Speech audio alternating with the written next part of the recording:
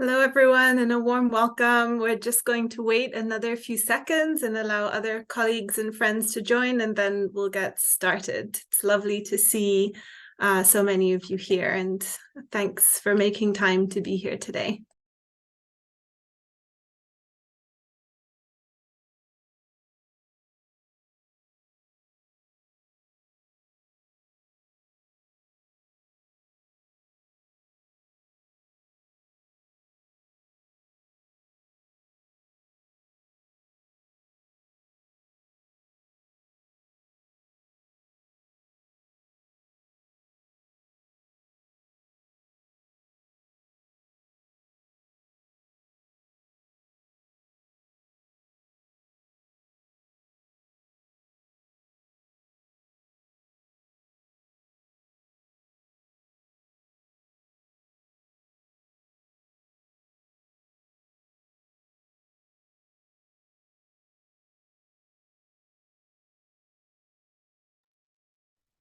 Okay, a warm welcome to everyone who's joined. It's wonderful to see so many of you here. My name is Amiya Bhatia. I'm at the London School of Hygiene and Tropical Medicine in the University of Oxford, and it's really a joy to be here together with all of you. In the time we have together, we are going to spend time talking about the violence against children surveys. We're going to hear from Andrés Villaveces from the CDC about the structure of the VACS. And then we're going to turn it over to some brilliant early career researchers who have spent the last 6 to 8 months diving deep into the VACS surveys of their respective countries, trying to uncover, unpack, and communicate key issues that affect violence and key health outcomes that are shaped by early life experiences of violence. Before we go any further, I want to say that there is access to interpretation at the bottom of your Zoom screen. We're offering interpretation in French and in Spanish. So please just click that button and you can participate like that. And we'll drop that in the chat for colleagues who are yet to join as well. So a warm welcome. And I think before we start, with my co-teacher, Charles, we want to tell you a little bit about what we've been doing the last 6 or 7 months. So Charles, do you want to come in and introduce yourself? Hi everyone, and warm welcome to this session. My name is Charles Opondo. I'm a statistician by training. I co-lead the clinical trials unit at the London School of Hygiene and Tropical Medicine. Along with Amiya, Jodie, and a couple of others, we've co-designed this course on data analysis using the VACS surveys. Our focus has been to try and provide learners with skills which are specifically targeted towards analysis of studies with a complex design, such as the VACS. And we hope that the skills that learners will have gained from this course will add on to their own existing experience as researchers to contribute to their work in advocacy for children against violence. I don't have much more to say today. Today, we're going to hear a lot from the course participants to witness their learning across the last 5 months and to appreciate the work that they have put in over the last several months of the course. Thank you. Back to you, Amiya. Thanks so much, Charles. So friends and colleagues, I want to say 3 things. First, I want to extend our deepest thanks to the many young people across so many countries who've participated in the Violence Against Children surveys. It's hard, it's brave to tell a researcher about the experiences that you've had in your lifetime. Without that, we would not be here. Without that, we would not be able to put an evidence base together to try to prevent and respond to violence against children. So I want to recognize that and recognize that all of the stories you hear today are because of the fact that real people in real places talked about their experiences of violence. I want to thank the many agencies and institutions, the CDC, national governments, activists and advocates in all of the countries that have VACS surveys for making these data possible and for visibilizing these forms of violence and injustice.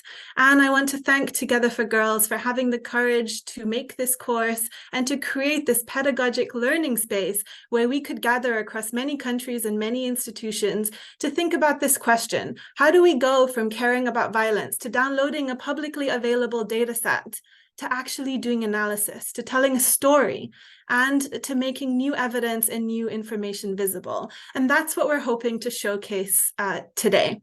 Charles and I, the London School team and the Together for Girls team have just been enormously privileged to learn alongside, to teach, and to support all of the early career researchers who are speaking today on their VACS journeys. And we're sharing this with you because we're hoping that this will inspire and support you to begin your journeys with the VACS data sets. And so with that, let me pass to Andrés to talk to us a little bit about what the VACS are, how can you use them, and why in this moment of trying to galvanize global action, activism, and advocacy to prevent violence, they are just so very, very important. Thanks, Andrés.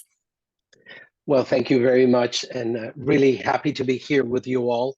I'm going to spend just a very few minutes because I want to give the opportunity to our colleagues who have gone through this experience of the VACS to actually present their data. The purpose of my short presentation is just to get you acquainted with the overall structure of the survey, understanding that these surveys are actually slightly different in every country. They are adapted for each country, and so you will find some slight differences between them. However, the main core level of information that they capture is the same.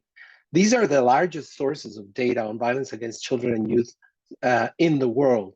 They represent about 10% of the population of children globally.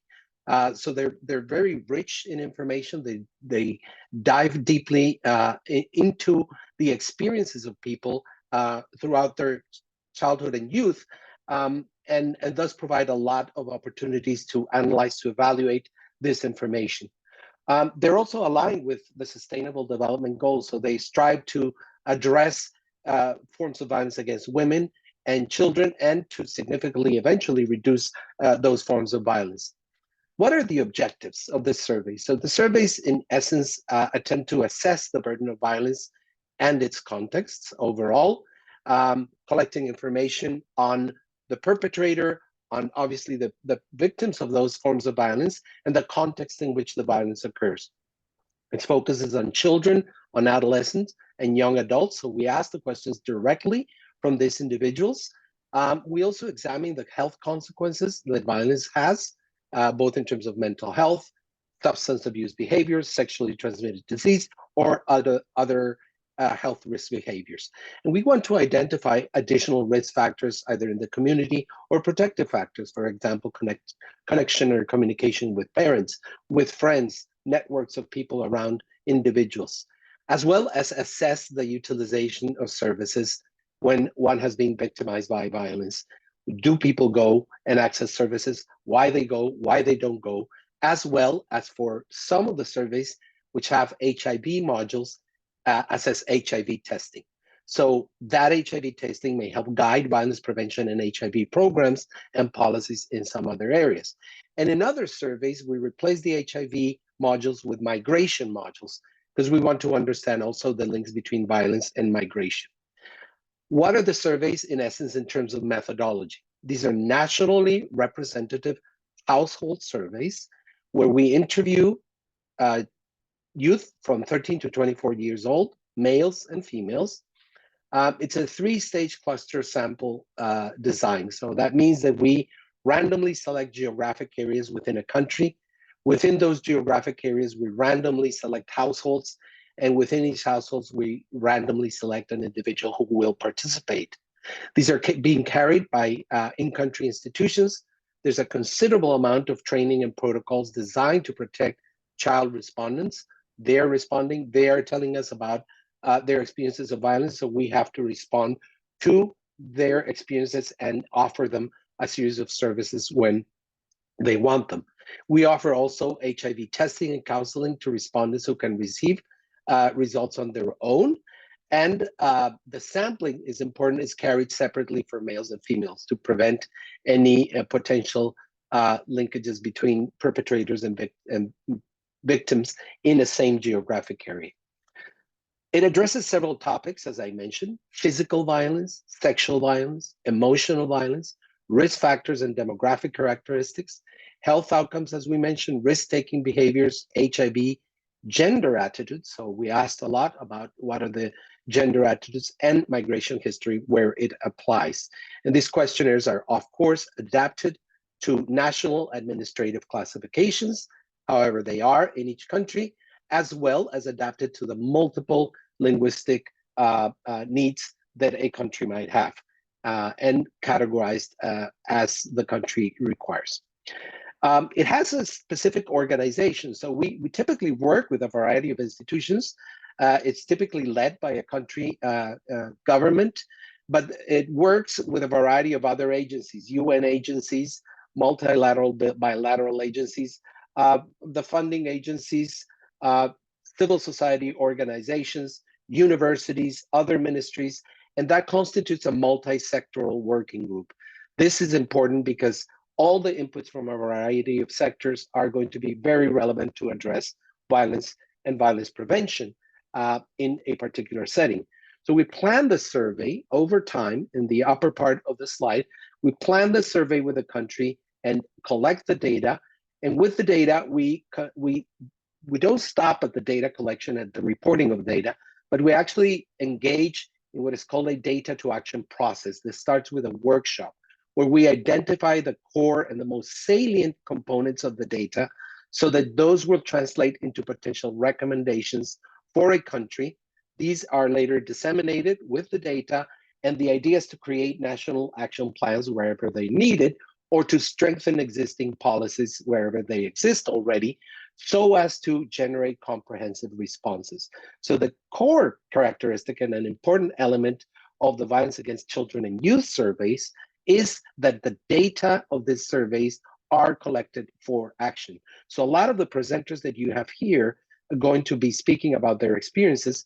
The potential for the use of their findings is important, is relevant, and is actually needed to engage in further discussions with their specific national governments, or to address and inform about violence in the settings where they are working. Now, what are those settings? We have worked in a variety of settings. You can see in different colors, in red where we have completed the survey, in blue where we are repeating, or those that are in green or green and blue where we are actually currently working on either collecting data or preparing some reports on them. So a wide array of regions in the world. Certainly we can expand, and ideally we would want to explore more regions of the world, but thus far, as you can see, it encompasses a wide amount of population globally.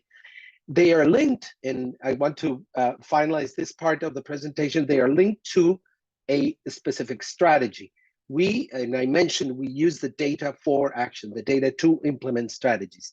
And we usually use these data and we rely on a framework called the INSPIRE framework. The INSPIRE framework is in essence a tool that captures a variety of potential interventions and groups them into 7 strategies that you can see there and form the acronym of INSPIRE. You can have responses that are legal responses. You can have interventions that address norms and value changes, that address safety in the environment, that address and support parents and caregivers, that provide income and economic support to families that need it, that improve the responses or support services after violence has occurred, and as well focus on education and life skills as potential ways of responding.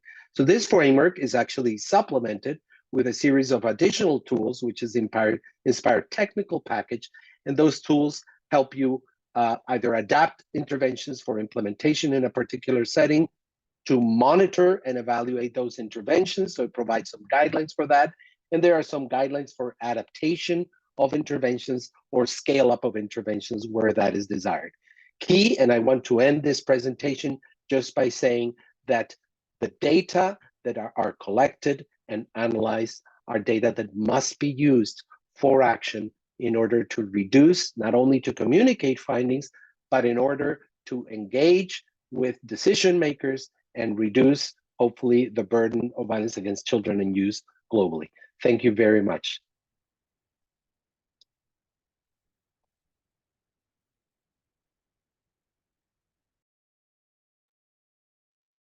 Thank you. Our first presentation is from Anne Ngunjiri. Anne's an experienced public health researcher dedicated to applied research and program implementation. Anne works for LVCT Health, a local non-governmental organization based in Nairobi in Kenya. Her expertise lies in violence prevention and response. And in this course, she's been conducting research around the relationship between physical violence among peers and mental distress in Kenya. So I'm going to hand over to Anne now. Thank you, Jodie.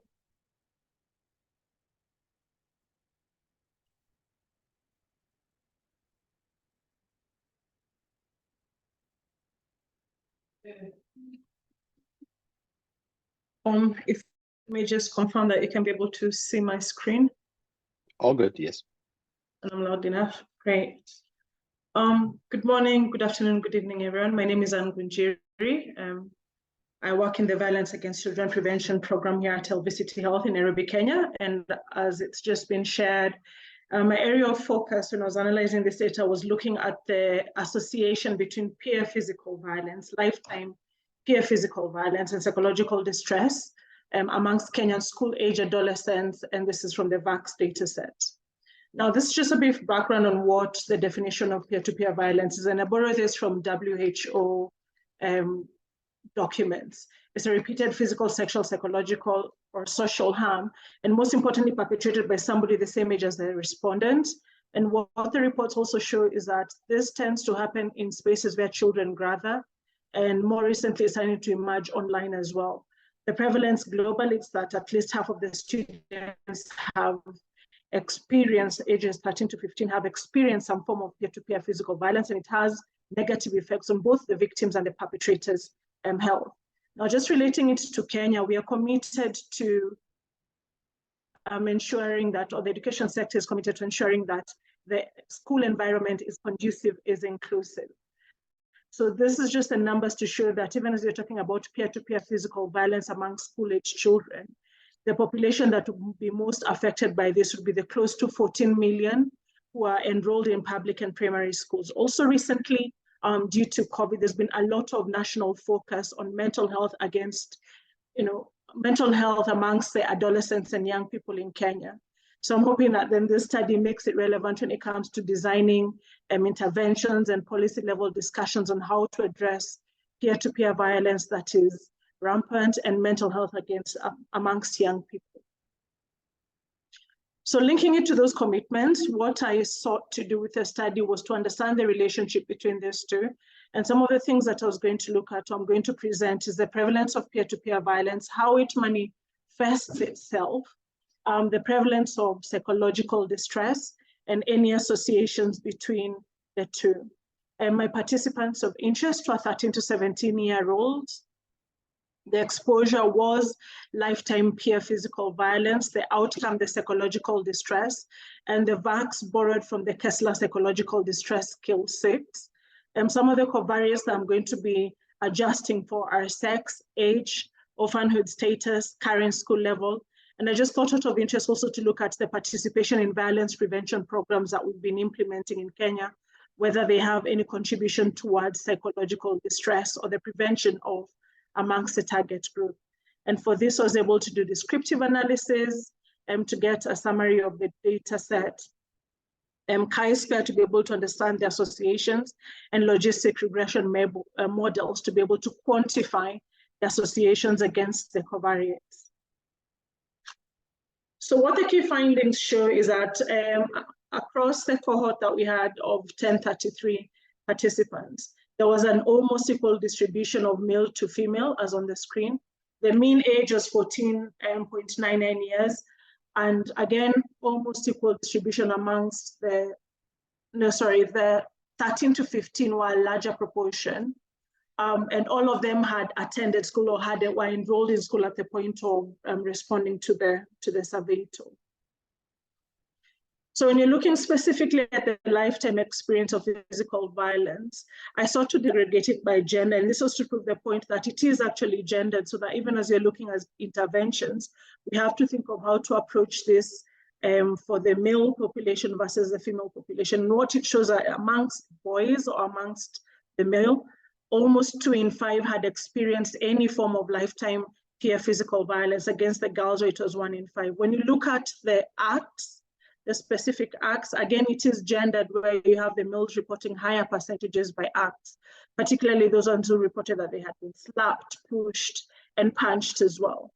But interestingly enough, when you look at the issue to do with polyvictimization, that is repeated occurrence of the act of violence, you find that the girls or the females are the ones who are reporting higher rates of, or higher occurrences of peer physical violence. When I did the chi-square association, we were able to determine that there was a significant association by sex, by age, by current level of school, that's whether primary or secondary, orphanhood status, experience of lifetime peer physical violence, as well as past year physical violence, and again, participation in violence prevention programs in and out of schools. And for this one, it was just a simple question. They didn't go into details on what the programs were. It was simply, have you been taught on anti-bullying, on violence prevention, and where it occurred? When we now look at our logistic regression, what we can tell for sure is that experience of those ones who'd experienced lifetime form of violence were twice as likely. Their odds was 2 times, as well as the female. Females had 2.21 times higher odds of experiencing severe psychological distress. When you also look at the age category, the group most affected were the 16 to 17-year-olds who are reporting severe psychological distress compared to those ones who are 13 to 15. Again, interestingly enough, there was on orphanhood status, it seems like having both parents alive seems to affect the adolescents age 13 to 17 negatively, and compared to those ones who had lost one or both parents. Again, also even with the participation in violence prevention programs in and out of school, interestingly enough, those ones who had participated in violence prevention program had worse indicators for psychological distress, were reporting severe psychological distress compared to those who hadn't. So again, here from the data here, we can see that the gendered aspect is still maintained, where we are saying females suffered more severe distress compared to the males. There's age variation, and this already points to how policymakers and implementers need to design some of the interventions, which are the implications that are being shared here, The implications are being shared here. When we look at addressing it, at least from the data, what you can tell is that there needs to be a gender responsive mental health education, where the bigger focus perhaps ought to be amongst the females to be able to provide them with the necessary coping skills. And there could be various reasons that have led to the negative psychological distress amongst the females, maybe worth doing qualitative analysis on, but at least you can think of the academic pressure, their personal development, how females interact could be the thing that's making them more vulnerable to severe distress. Again, as the data said, that 16 to 17s are twice as likely to suffer from severe mental health. It shows that even as you're developing interventions, we need to have age-appropriate interventions for these cohorts specifically, to address the peer physical violence and their mental health education. Because the data has shown that there's association between lifetime peer physical violence and mental health, it means that in spaces where physical violence, the peer physical violence is likely to happen, which you've seen is around schools or in the community or even online, there needs to be a very clear response intervention by providing guidance and counseling for those ones who have suffered both or mental health within education institutions, particularly the secondary level, where the 16 to 17s tend to be. There needs to be a lot of awareness creation to reduce a stigma, reminding mental health, and also the engagement of parents, since you've seen that having both parents alive contributes to the experience of severe distress. So maybe the parenting skills towards the school-going children needs to be looked at, or an intervention needs to be placed at that level to be able to address the risk of mental health. On the findings that we saw in participation, maybe the data suggests that even as we are rolling out violence prevention programs, we need to look at how it's addressing the mental health aspect. And more often than not, a lot of them focus on conflict resolution and how to address violence as a standalone issue, and not looking at issues to do with mental health.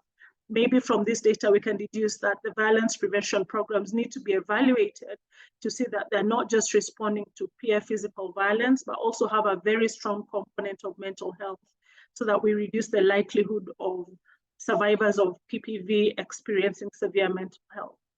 And then when you're also looking at some of the structural issues that need to be considered, we need to continue with the same practice of having anti-bullying policies and practices within the school, and also policies looking at mental well-being, and not as a standalone item, but how to integrate mental health services whenever we are talking about adolescents and adults, particularly school-going adolescents, and school-level policies, as well as VACS prevention policies. And I believe I've come to the end of my presentation. Thank you very much. Thank you very much, Anne, for sharing with us your research. Hi, everyone. I'm Constanza. I'm part of Together for Girls, and I'm very happy to introduce our next panelist. Bango Manakani is an experienced public health professional from Côte d'Ivoire with a strong interest in health economics, maternal and child health. In this course, he has used the VACS data to conduct research into links between socioeconomic status and the experience of physical violence among adolescents in Côte d'Ivoire. Bangaman, the floor is yours. Thank you. Share the presentation.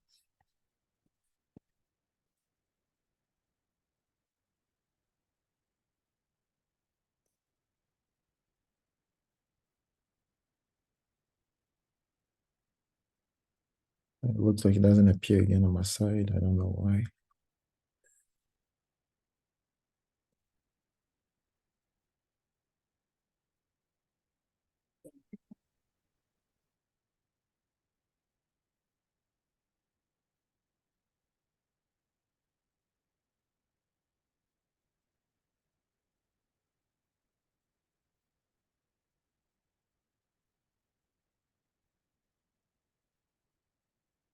Would you mind to share? I can share it, please. Yes, sure. Give me a moment.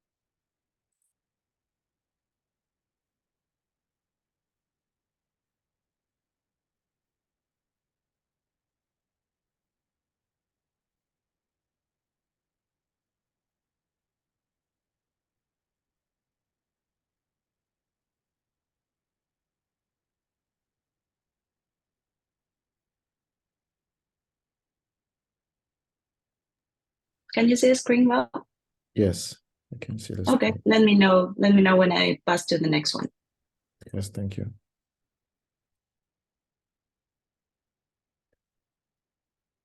Okay, well, thank you. Good morning, everyone. I'm thrilled to be here today to present this work on association between social economic status and experience of physical violence among adolescents in Côte d'Ivoire. Next slide. Violence against children is a critical issue with far-reaching implications for their well-being, underscoring the urgency of prevention strategies and a comprehensive understanding of the contributing factors. The role of socioeconomic status is paramount in this regard, as global studies have illuminated diverse patterns. Notably, research in China has delved into the impact of harsh parental punishment across various socioeconomic status groups, revealing distinct tendencies. Lower economic status groups showed a higher inclination towards severe physical abuse, while higher economic status groups tended to resort to corporal punishment, challenging the previous high-income country trends. However, in this research, and especially research examining the economic status and violence in Côte d'Ivoire, which is a low-income and middle country, it remains limited, providing a contextual backdrop. In Côte d'Ivoire, it's a Western African country, nation that faced an armed conflict in 2002 and 2010.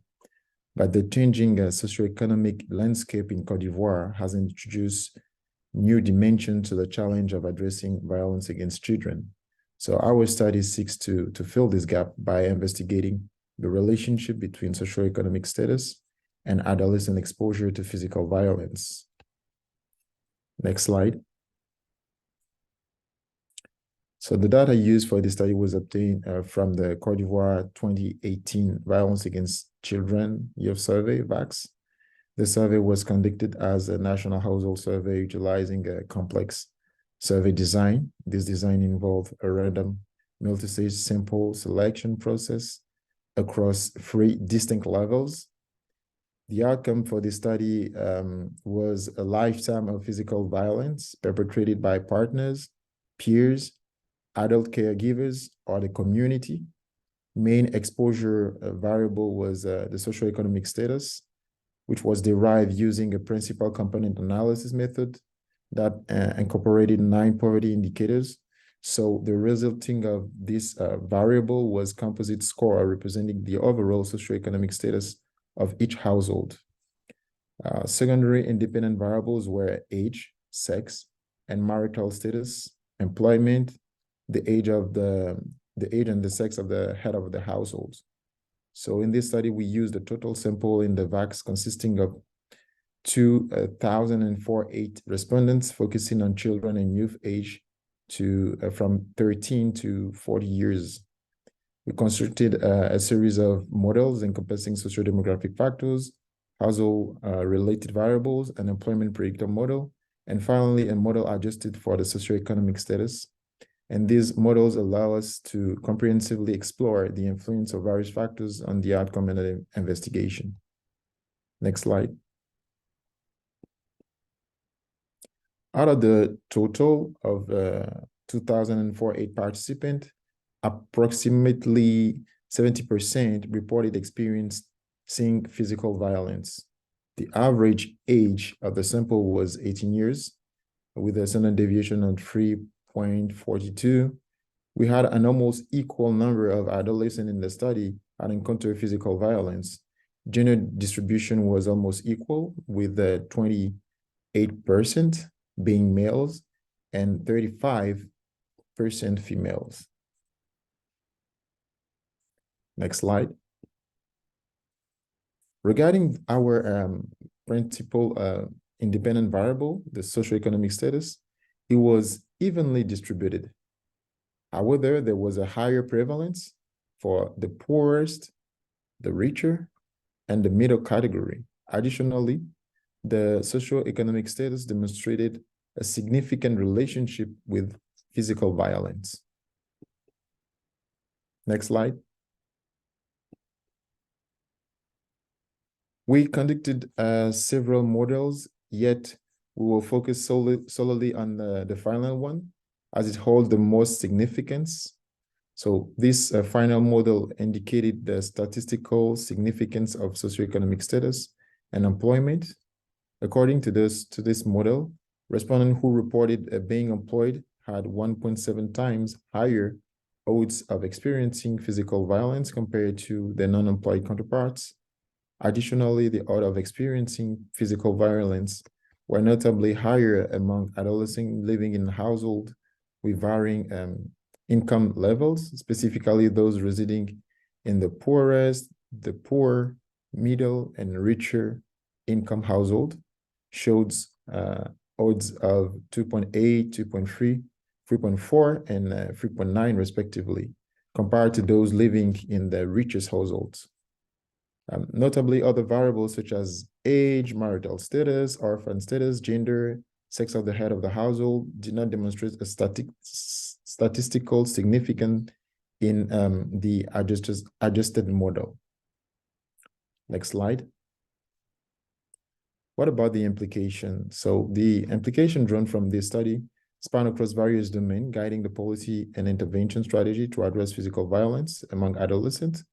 In the realm of policy, targeted intervention emerges as crucial tools, calling for initiatives tailored to mitigate physical violence by bolstering employment opportunities and fostering economic growth, particularly in a community grappling with lower income. Economic empowerment policies, including program fostering, job creation, and skills development, showcase promise in reducing the vulnerability to physical violence, notably in areas marked by economic disparities. From a public health perspective, preventive measures stand out, underscoring the need for concerted efforts aimed at averting physical violence. This necessitates educational campaigns, community involvement, and awareness programs focused on tackling this issue at its core. Health policies should pivot toward integrating healthcare and support services for victims, encompassing mental health provision, counseling, and legal assistance. Moreover, recognizing interconnected nature of various factors like gender, age, and location with employment, economic status, and physical violence is pivotal.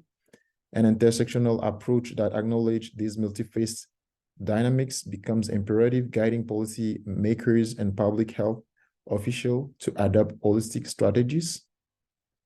Capacity building measures within health system and social services are also essential, involving training programs to equip healthcare professionals and social workers in addressing the needs for victims effectively.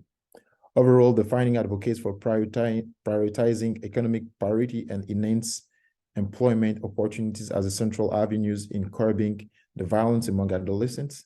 These insights provide a blueprint for shaping policies and interventions in the country. Thank you for this.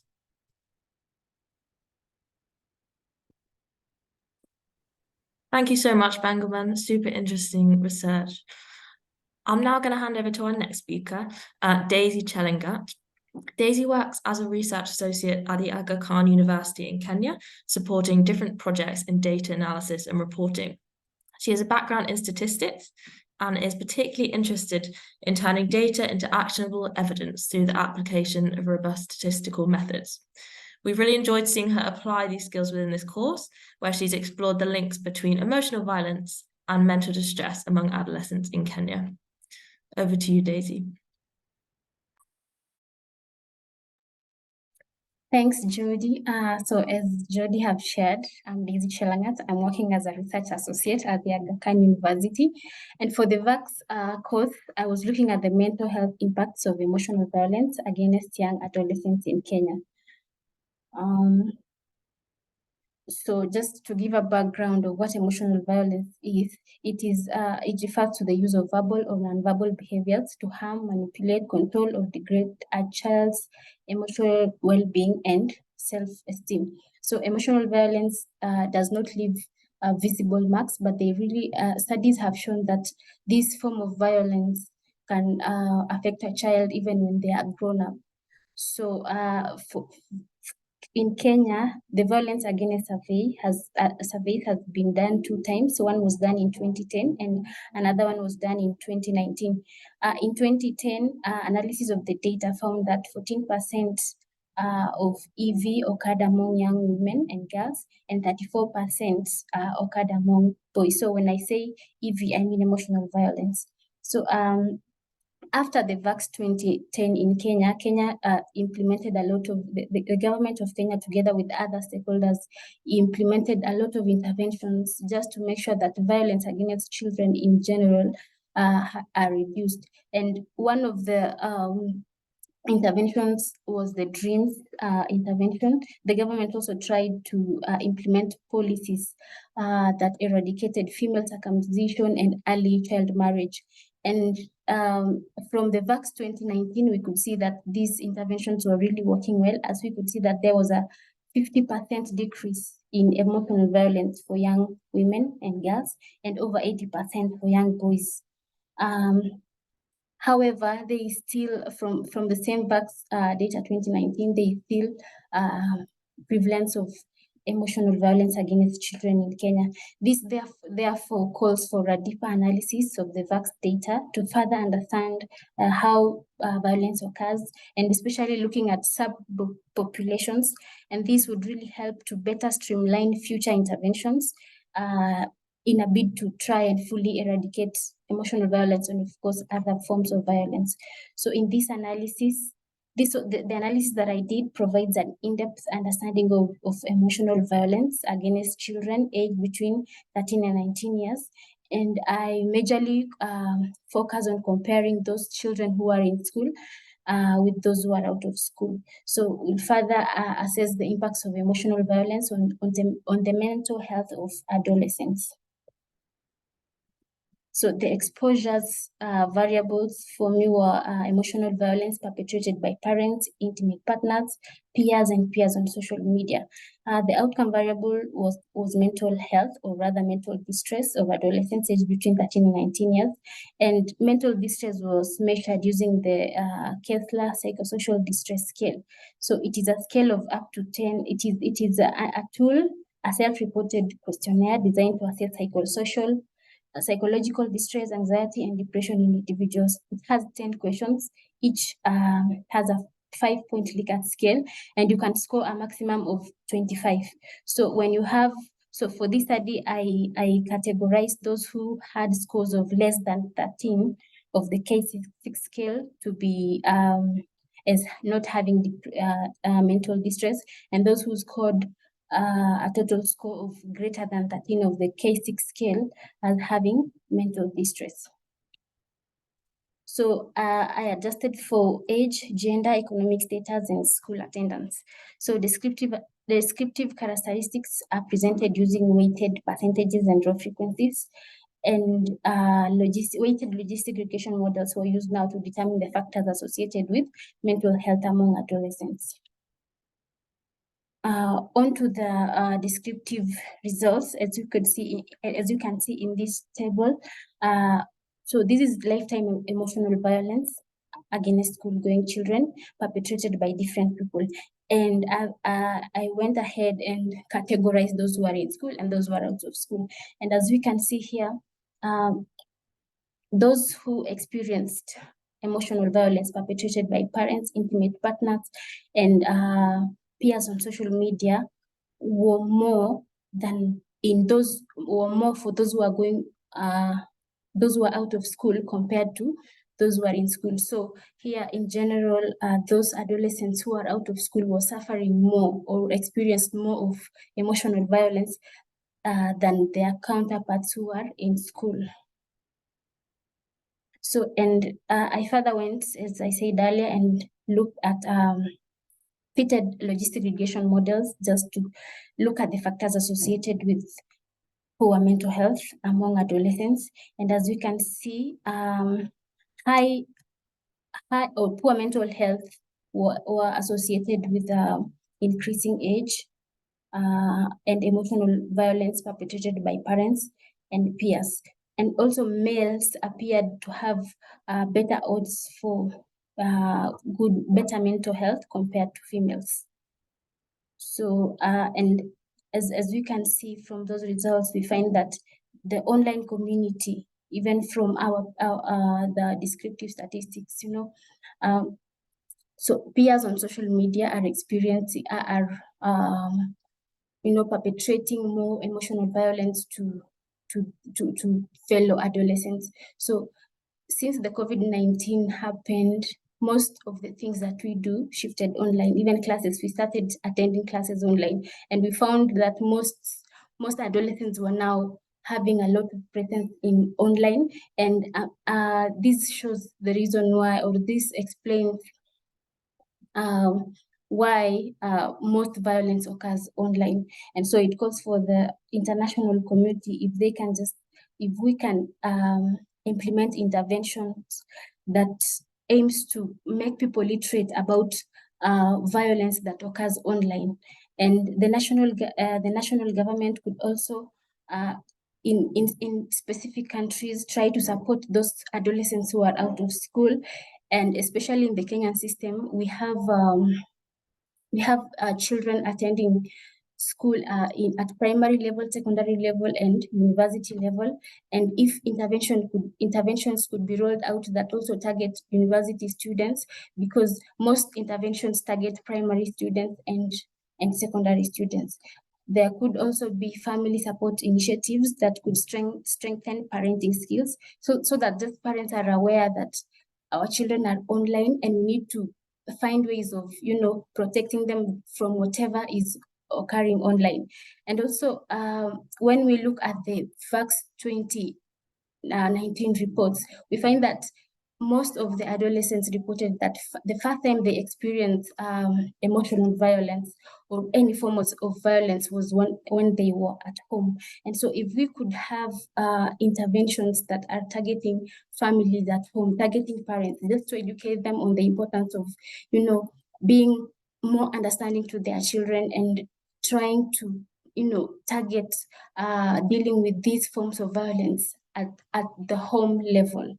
Yeah, and institutions also, as I've said, like universities and even hospitals could really need to embrace interventions that try to curb emotional violence, mental health, just trying to look at the mental health of these adolescents and helping them in a way that is possible.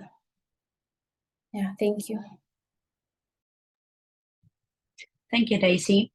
I'm going to present our next panelist. She's Beatriz Caicedo Velázquez. Beatriz is a professor and researcher at the University of Antioquia in Colombia.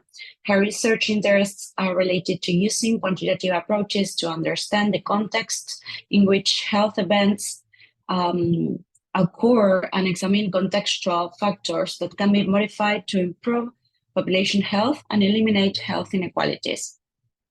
She has explored this further in this course, where she has conducted research into the individual, family, and municipality conditions associated with violence against children and young people in Colombia. Please go ahead, Beatriz. Thank you very much, Constanza. Hello, I am very glad to be here with you today.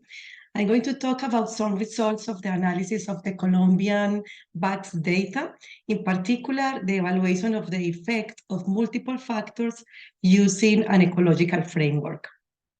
So I'm going to start talking a little bit about Colombia. We are located in South America. We have around 44 million inhabitants, from which around 1/3 are children and adolescents. In regards to the violence against children, we have results of the VACS data that was conducted in Colombia in 2018. And that survey shows us that around 41% of the survey participants experienced physical, sexual, or emotional violence before the age of 18. So the survey also revealed that our children are very exposed to violence in different settings. Around 30% of the young were exposed to violence within their family, and more than half of them have experienced or have witnessed violence within their community. So these results really support the idea that in Colombia, violence against children is a high concern, and that the prevention strategies requires understanding of the factors that influence violence, and also the understanding of the interplay between individual relationships, community, and societal factors. So when we have a look to the literature, we found that there is an emphasis on the effects of individual and household characteristics, but less is known about the importance of community and contextual factors. Therefore, the research question that was addressed with this analysis was, What is the role of community, family, and individual factors on the experiences of violence among Colombian children and young people aged between 13 to 24 years old? For this, we use the national representative data from the VACS survey. These VACS employed a multi-stage stratified cluster sampling to select individuals between 13 to 24 years old living in urban and rural areas of the Colombian municipalities, include those municipalities that are classified as priority municipalities because they have been exposed to high internal conflict. The sample design leads to a multi-level data set with individual and households at level 1, municipalities at level 2, and departments at level 3. 3 outcome variables were analyzed: lifetime experience of violence from any perpetrator for physical violence, sexual or emotional violence. Some of the items that measure physical violence were being slapped, punched, shoved, or whipped. For sexual violence, the items measure sexual touching, forced sex attempts, forced sex, and pressure sexual intercourse. And some of the items that measure emotional violence were insults or verbal threats. As predictor variables, we choose and organize the predictors using an ecological framework. At the individual level, we explore the effect of age, ethnicity, education, employment in the last year, partner status, family and community exposure to violence.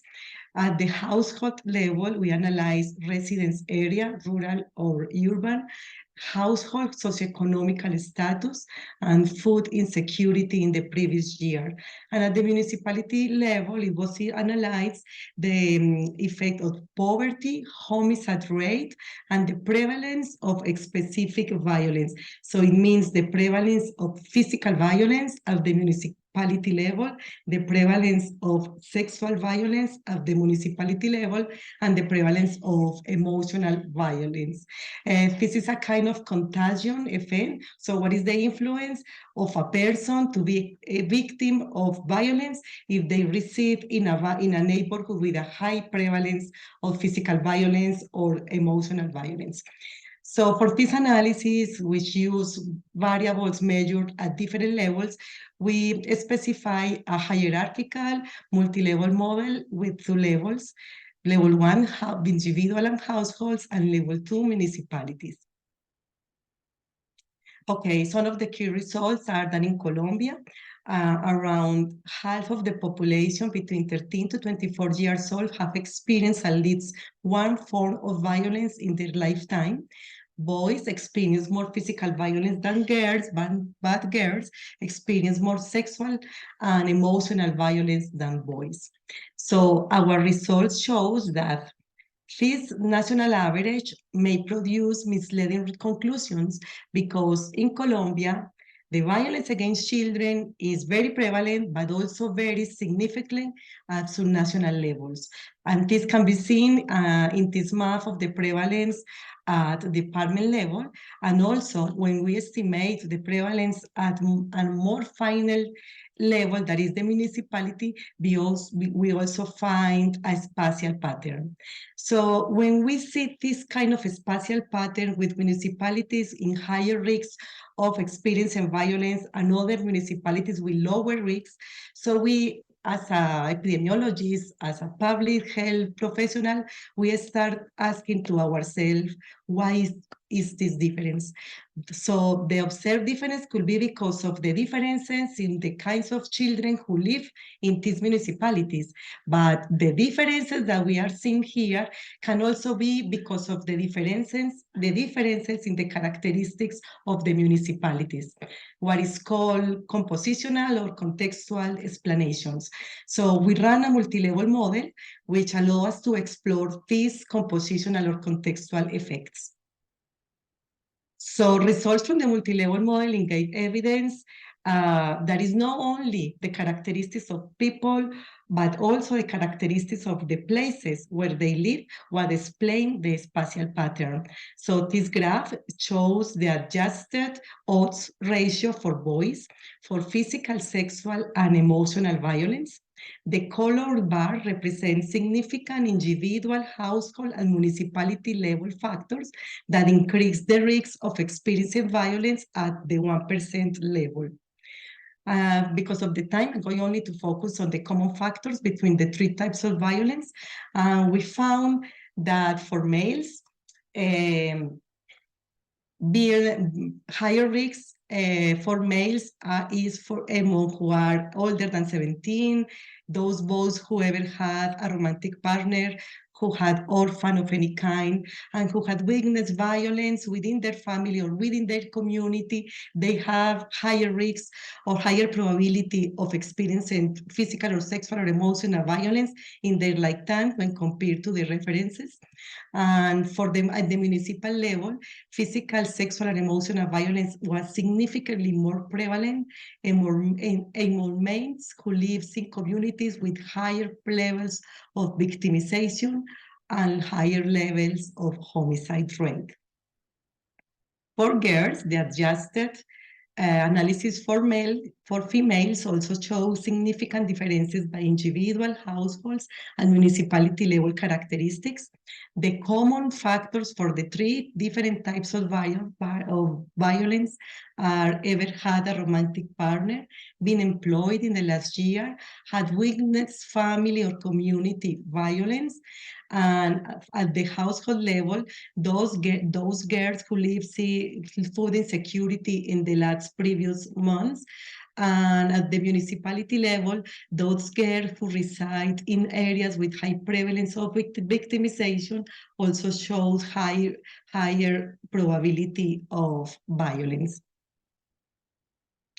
So what are the key findings of this analysis is that national average suppress important contextual differences, and that in Colombia, there marked spatial variation across Colombian municipalities in the prevalence of physical, sexual, and emotional violence.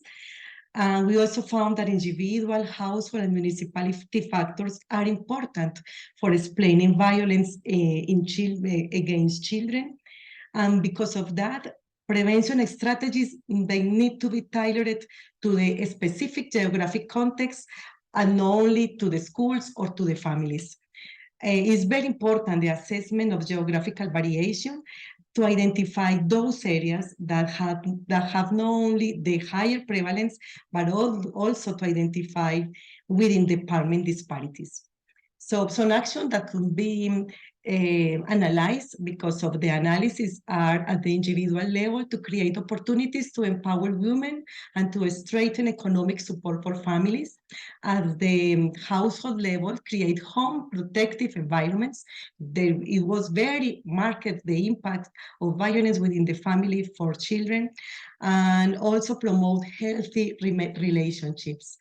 At the municipality level, we need to intervene to prevent future harm, in particular in those areas with high number of cases of children experiencing violence. We need to promote area social norms that protect against violence, and also promote protected community environments. And the last one, but not least important, is that we need to enhance monitoring system at different levels by using survey VACS. So in Colombia, we only have one survey measurement, so that it was in 2018. So we really need a second round of the survey that allow us to analyze the trend in the different violence types. So thank you very much for listening. Thank you so much, Beatrice. I'm now going to hand over to our final presenter, Shalene Gent. Shalene is a senior lecturer in the Psychology and Social Work Department at the University of Namibia. She teaches on both the undergraduate and graduate programs, and her research focuses on child well-being and mental health. She's further explored these interests in this course, where she's used the Namibia VACS data to look at the relationship between peer and caregiver violence and mental health outcomes among adolescents. Over to you, Shalene. Thank you, Jodie. Hello,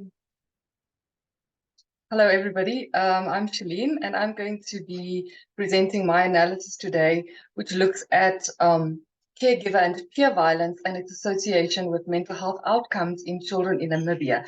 And we're using the findings from the 2019 Namibia VACS. So just a little bit of background to the research as well as to the Namibian context. There really is little information on the factors implicated in mental health problems in children in Namibia. This is particularly concerning as Namibia reports some of the highest suicide rates in Africa. The latest available data show that in Namibia, the suicide rate is about 22 per 100,000 in the population, which is almost double what it is worldwide. The link between violence exposure and adolescent mental health outcomes has been shown in other resource-constrained contexts, but really there's a scarcity of research in our context in Namibia. So this analysis is going to help us understand the role of violence exposure in child mental health, as well as suicidal behaviors within the Namibian context. So Namibia is situated in Southern Africa, and it has a population of 2.5 million. 43% of the population are children. It's considered a middle-income country, but it has a really huge income inequality. In fact, it's the second most unequal society in the world, which means that a lot of children still live in socioeconomically vulnerable situations. Namibia has quite good legislation in place. The Child Care and Protection Act of 2015 is really the main law to safeguard children's rights against abuse and neglect, and it provides very clear procedures to ensure that children get the protection and the help that they need. And then also we have the National School Safety Framework, which was launched by the Ministry of Education in 2018, which is really a response from the Ministry of Education and UNICEF to strengthen the support in schools, given the high levels of violence that was found in schools. So, as I said, the data comes from the Namibia Violence Against Children survey, which was conducted in 2019. This was a nationally representative household cross-sectional survey. Over 4,000 girls and about 980 boys between the ages of 13 and 24 participated in this survey. So for this research, I am only using the data from the 13 to 17-year-olds. And the objectives are to determine the prevalence of physical and emotional violence from a peer or an adult caregiver in the past year. And then secondly, to determine the association between exposure to violence from a peer or adult caregiver in the past year with mental distress and suicide ideation. So the indicators of interest are, first of all, the sociodemographic factors or the covariates that will be used in the analysis are age, sex, orphanhood, food insecurity, as well as parental and peer support. The violence experiences which we look at in the last 12 months are emotional or physical violence from a parent, adult caregiver or relative, hereafter only referred to as an adult caregiver, and emotional or physical violence from a peer. Then the mental health outcomes that we will look at is a measure of mental distress assessed by the Kessler-6 scale, which looked at anxiety and depression, and we have coded it with a binary variable, either no or very mild, versus severe mental distress. And then suicidal ideation was assessed with a question that asked whether the person had ever had any kind of suicidal thoughts, and it's coded as yes or no. So these are the sociodemographic characteristics of the 13 to 17-year-olds. Overall, it's about 2,000, just over 2,000 participants, of which 81% were female. In terms of the orphanhood, about 1 in 5 were orphaned, with slightly more boys than girls being orphaned. In terms of food insecurity, about half the children reported not having enough food in their family. Again, slightly more boys. The percentage of children enrolled in school in Namibia tends to be quite high, and in this sample it was about 94% for the total sample, and in this case slightly more girls than boys. None of these differences between girls and boys were significant.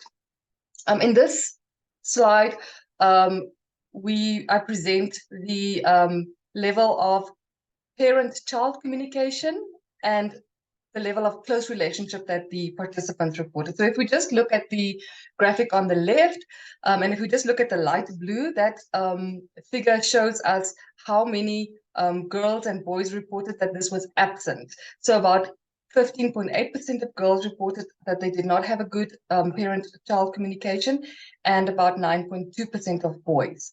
In terms of close relationship with peers, again, girls reported more absence. So 40% of girls reported that they did not have any close relationship with a peer, and 30% of boys. And these differences between boys and girls in this case were all significant.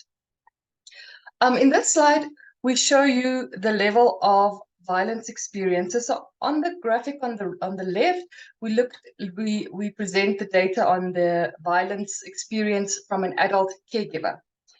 And we can see that for all the different indicators, physical violence, emotional violence, and any physical or emotional violence, girls reported slightly higher levels of violence experience from an adult caregiver, although none of those differences were actually statistically significant. On the right-hand side, that is the reported levels of violence experience from a peer. Again, similarly to some of the previous colleagues, for physical violence, boys tended to report higher levels of physical violence from their peers, and for emotional violence, girls reported higher levels. And in the case of emotional violence, those differences were statistically significant, but overall, just any type of physical or emotional violence, girls reported slightly higher levels. So that's 46 versus 41%. Okay, and in this slide, we are looking at the level of mental distress and suicide ideation stratified by sex. So if we just look at the highlighted section, we can see that females reported double the amount of moderate to severe distress compared to boys. And similarly for suicidal ideation, females reported higher levels. In this case, it's actually 4 times higher levels of suicide ideation than males, and these differences were also statistically significant. Okay, so when we explored the association between caregiver violence and mental distress, as well as suicidal ideation, we found that girls and boys who have experienced violence from an adult caregiver had greater odds of mental distress and suicidal ideation. So if we look at the table on the left, we see that girls who experienced caregiver violence were almost 3 times more likely to experience severe mental distress than girls who had not experienced any violence. And similarly for boys, those that experienced caregiver violence were 1.3 times more likely to report severe mental distress.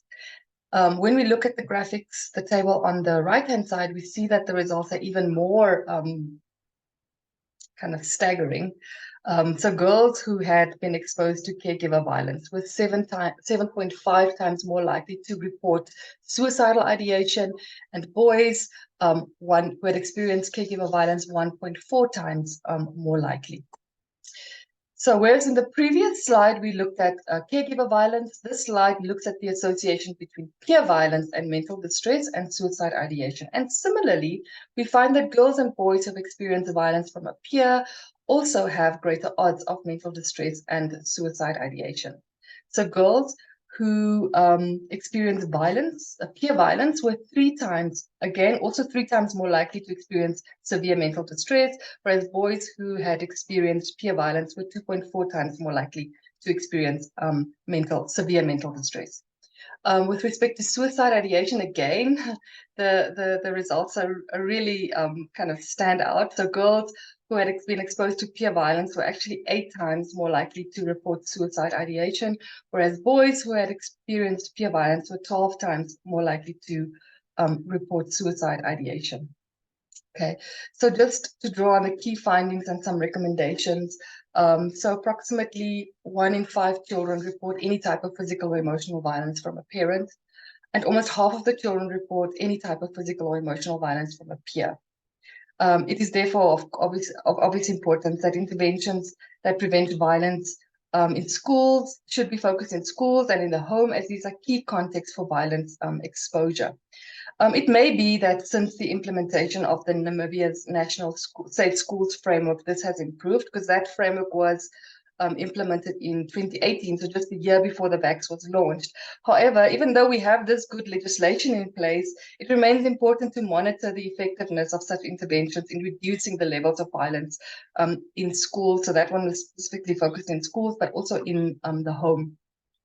And then children exposed to caregiver and peer violence have increased odds of experiencing mental distress, which we obviously assessed with the Kessler-6 scale, as well as suicide ideation. And for me, this is a really huge finding, because we have very, very little information available on what are the causes for suicide in children. In youth, we found risk factors such as unemployment, interpersonal problems, as well as alcohol use. But really, I think any effort to prevent, I mean, I know as well, we're not assessing actual suicide, we're assessing suicide ideation, but I think any attempt to reduce the level of suicide in Namibia needs to look very carefully at violence prevention. But it's also important that children have access to mental health services. And since 95% of children are still in schools, schools can strengthen the existing system. So we have a system of life skills teachers. So each of our state schools have a life skills teacher, but I think they're not always trained to deal with the complexity of this kind of problem. Or I know the Ministry of Education is also exploring whether they can integrate psychological counselors into the school system. But of course, there needs to be a collaborative effort with other ministries, like the Ministry of Gender, as well as the Ministry of Health and Social Services, where actually the national strategy for suicide prevention rests. So we definitely need collaborative effort. And then we also need to examine and strengthen the cultural attitudes and social norms that support non-violence. And I thank you. My information is there, and also just want to thank all the people that contributed to the collection of the VACS, Namibian VACS data.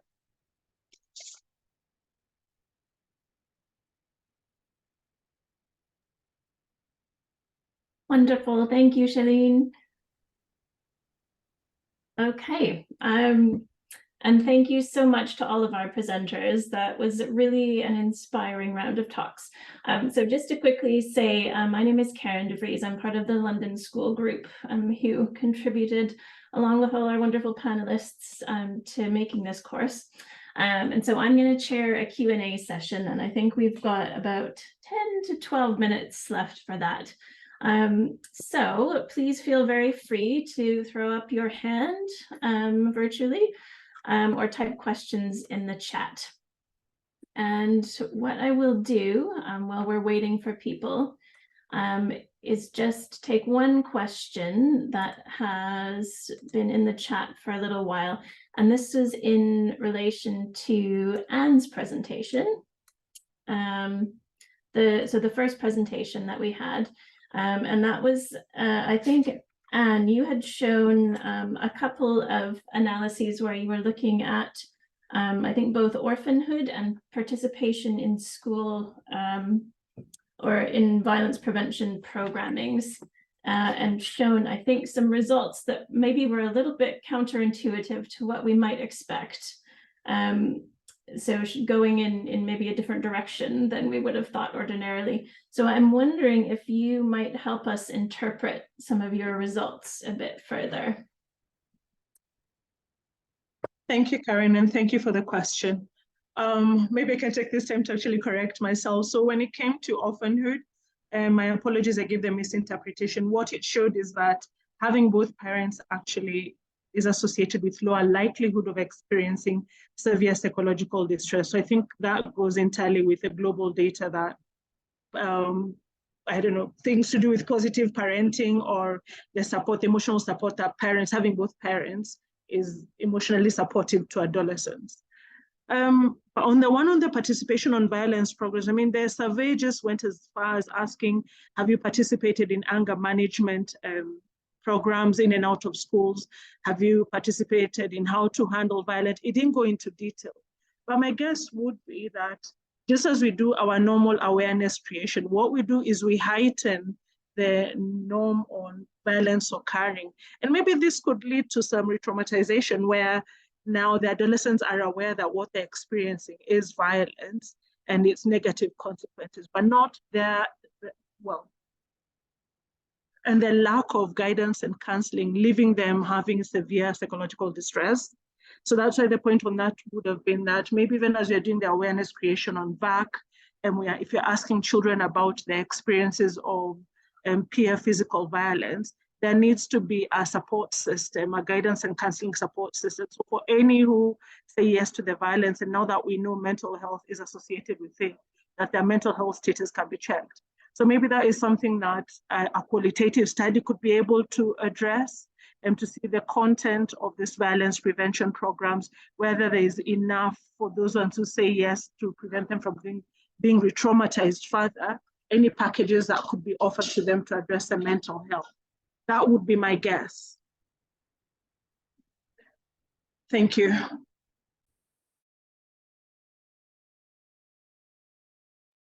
And I'm on mute, sorry. Thank you, Anne. I think that could be a possibility. And I'm wondering if it's also possible, given the way that the questions were asked, if people who are feeling distressed might be seeking out violence prevention programs or programs around violence to participate in. Do you think that might be possible as well? Yes, it is a possibility. Yeah, I think either way it highlights the need definitely for violence and mental health programming to come together, to work together. These issues often are affecting the same person. Okay, so for the next question, we have Martina Mchengo with a hand up. Would you like to ask your question?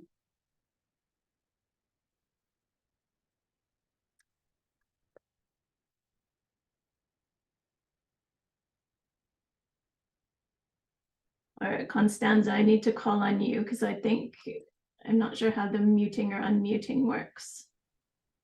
I will try. Let's see.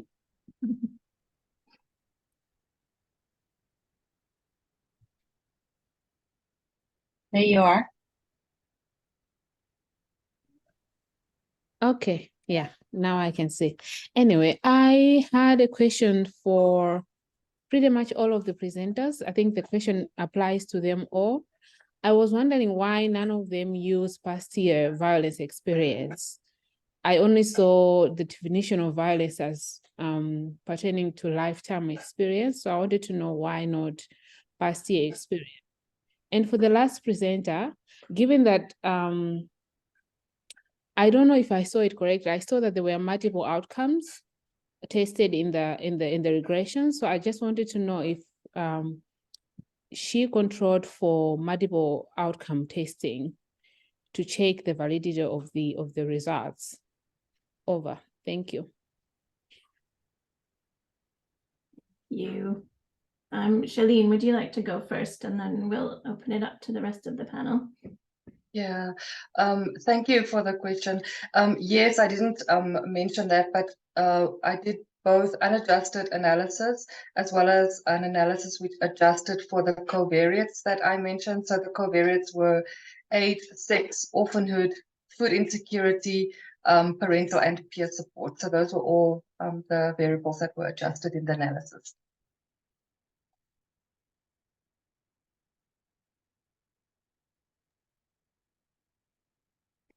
And sorry, just to answer the other question Karen, for my analysis, I did look at the last 12 months. And the reason for that was because the mental health measure was in the last month. So that was, we felt that we should use a violence exposure that was kind of closer to that mental health measure. Karen, can I answer that? Yeah, can I? Okay. In my case, it was more of because of a technical reason. The prevalences for last year were lower than for lifetime.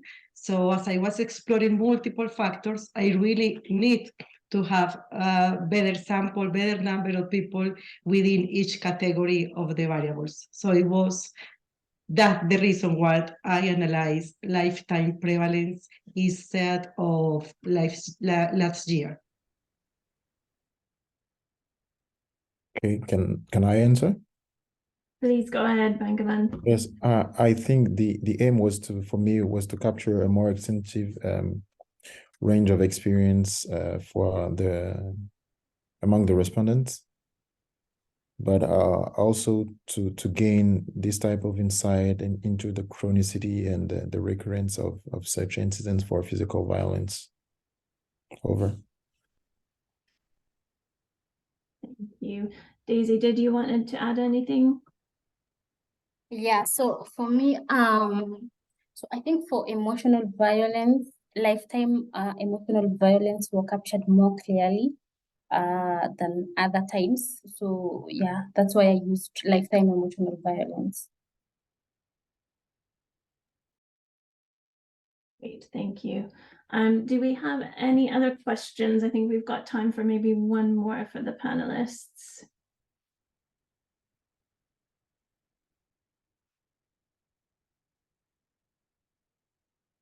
No, okay, so maybe we'll go ahead then and be nice and on time. So thanks again, everybody, for your presentations. It was quite inspiring, and I think we introduced you guys as early career researchers, which is clearly not uniformly the case. And also, just to say, there's no way early in my career I could have done that. So kudos to you for a really good job. And yeah, I think there are a few things that struck me kind of looking across your talks. One, I think, is, and I love the fact that everybody did some sort of gendered analysis, and we can see very clearly across all the data sets the gendered nature of violence, and not always in the way that we might expect. So yeah, I think it just highlights the importance of looking at gender and continuing to look at gender. The other thing I really liked about all of these is, you know, as a social epidemiologist by training, I think the kind of suite of presentations really highlights the importance of the social and contextual factors in determining children's risk of violence. And, you know, the gender was popping up across all the presentations, socioeconomic status, and then Beatrice even took it, you know, to the looking at community level factors. And, you know, these are all things that are pretty much completely outside of children's control. They're born into households that have this socioeconomic status and so on. And so it really highlights to me the importance of, you know, looking at these levels when we think about what are the causes and risk factors for violence, and then trying to target our prevention strategies at these kind of upper levels beyond the individual. And I thought all of your presentations really made contributions in that area and highlighted that really nicely. So yeah, really well done, very impressive. And I shall be contacting all of you in future to help me with my presentation slides, because yours were so good. So let me stop there, and I'm going to pass back to Amiya and Charles to close the session. Thanks so much, Karen, and thanks to all of our incredible presenters. Thanks to those of you who have listened so generously and patiently. And I want to conclude with a couple of thoughts. As we saw, our researchers made really important arguments, as Karen was saying, about the role of social and structural factors that affect violence. We also saw lots of arguments about how violence affects the way children grow up, affects mental distress, affects suicidality. And so we see lots of different examples of analyses that are possible using the VACS data. And that's what we wanted to draw attention to in this space. Together as a course, we've been a community of researchers who are new to the VACS. Some of us had never used them. I started using them only 2 years ago. And so the other thing we're trying to show is it's really possible to use these data to write and develop really interesting questions that actually can be answered using these data, which are publicly available on the Together for Girls website. So that's the first thing we hope this session has highlighted to you. And I think the other thing we hope this session has highlighted to you is that we need voices of researchers from all over the world doing this work. I think that's really important because, as Andrés helpfully framed this session by saying, these data exist for action. They don't exist as an abstract exercise. They're not supposed to live in our computers or on our shelves. They're supposed to be for us as researchers, as practitioners, as advocates to use, to think with, and to share. And so just a huge congratulations to our incredible participants. I'm really looking forward to following your work, to sharing it, to amplifying it. And to those of you who are thinking about using the VACS, please learn more about it. And let's remember that the data are just a piece of all of the efforts going on in this chat community to prevent violence. We need the data, but there's lots of work that can be done also in the absence of data. And so with that, I want to just say a big thank you to Constanza and Jodie for their work organizing this course, to our participants for so generously participating, engaging, pushing us, asking hard questions, and to all of you for being part of this global community of people who want to prevent violence and are looking for new and creative ways that we can all do that together. So have a wonderful afternoon, evening, morning, wherever you are in the world. And please follow Together for Girls work and stay in touch with us. And we look forward to seeing you at future events. And just a big round of applause to our participants. Take care, everybody, and thank you so much. Thank you all. Bye. Thank you. Bye.